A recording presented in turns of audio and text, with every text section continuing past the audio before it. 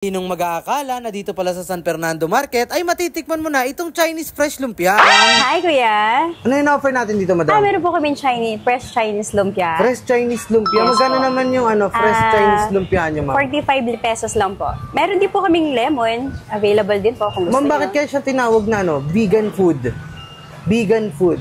Vegan food. Meron po siyang mga carrots, repolyo, mani. Sige, ma'am, order ako ng isa. Sige po. Ayan. Magkano yun, madam, pala? 45 lang po. 45 pesos lang. Ayan, no. Ano nilalagay niyo, madam? Fresh garlic po.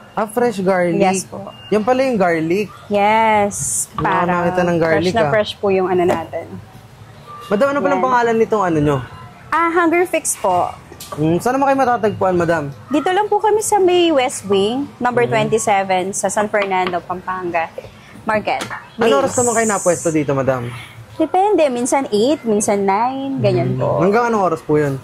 5 or 6. Araw-araw po? Yes po. Day off namin ng Monday. Monday. Ito, ma'am, ano sunod lalagay nyo? Ito po yung may carrots, repolyo. Ayun pala yun. Tokwa. May halo po siyang tokwa. Ayan. Ma'am, bakit kaya siya tinawag na Ba't kaya siya tinawag na Chinese lumpia? Ito yung mga ingredients ng pang Chinese na yung chef namin, siya yung gumagawa ng mga may konting seaweeds, ganyan, may mani. Ayan. Chinese po kayo, ma'am? No, yung asawa ko po yung Chinese. Yung asawa niyo po yung Chinese? Siya po yung chef nagluluto nito. Ayun. Ang gusto niyo pong itry, pwede po. Pasya lang po kayo dito. Ayan, grabe Yes. Ito lang po siya. Ma'am, bakit naisipan niyo pala magnegosyo ng ganito, madam? Dagdag income. Kasi housewife. So, kailangan namin magtrabaho. Yun, para dagdag ipon. Anong pinagkaibahan yan, ma'am, sa ibang lumpia? Yung ibang lumpia kasi meron silang ubod, tsaka yung may singkamas. Ito po, siya na may carrots, repolyo, ganun yung may seaweeds. Ayun. Kaya parang may iba po siya sa ibang lumpia. Ayan. Sige, ma'am, tikman ko na yung lumpia. Okay po, magkano to, ma'am? Ito yung 45 pesos na walang vlogger ang serving, madam. Yes. Pantay-pantay regular dito. Size lang po Regular yan. size para sa lahat, no? Yes so, po. Ayan, Murang-mura. Titikman na natin itong fresh Chinese lumpia. Ayan, grabe.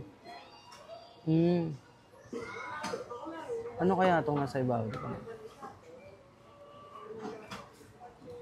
Peanut. Sarap din yung niya. Yung sauce niya. Dito lang sila matatagpuan sa tapat ng San Fernando Market Plaza. Ayan Tikman natin. Actually, kinakain nga daw nila to ng nung wala tong sauce. Syempre, very Pinoy, nilalagyan ng sauce na sweet. Pero ang ginagamit nila dito talaga, plain, then hot sauce. So, tikman natin to. Ayan Ayan.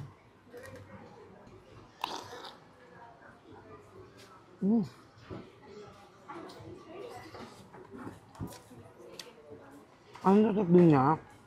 Meron nga siya mga seaweeds. Tsaka, nanunuot yung garlic niya.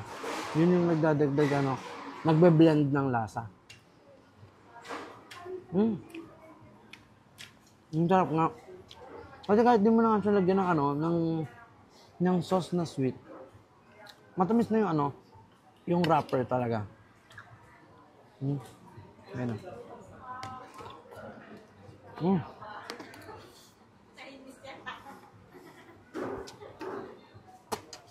Sarap lang ka makakita dito sa Pampanga. Mayroong nagtitinda na fresh Chinese lumpia.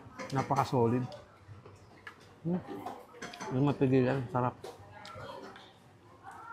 Ayun Kung nagsasawa na kayo sa mga karne, manok, baboy, try nyo to. Vegetable. Sarap. Lagyan natin ng hot sauce.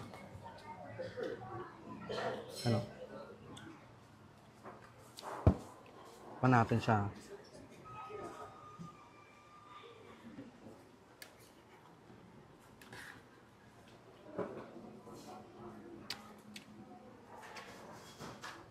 Mas ma-appreciate nyo yung lasa niya kung lalagyan nyo ng hot sauce. So, paano hindi ko na patatagalin at huwag nyo rin patagalin. Dayuhin nyo na nga ito. Napaka-solid. Panalo.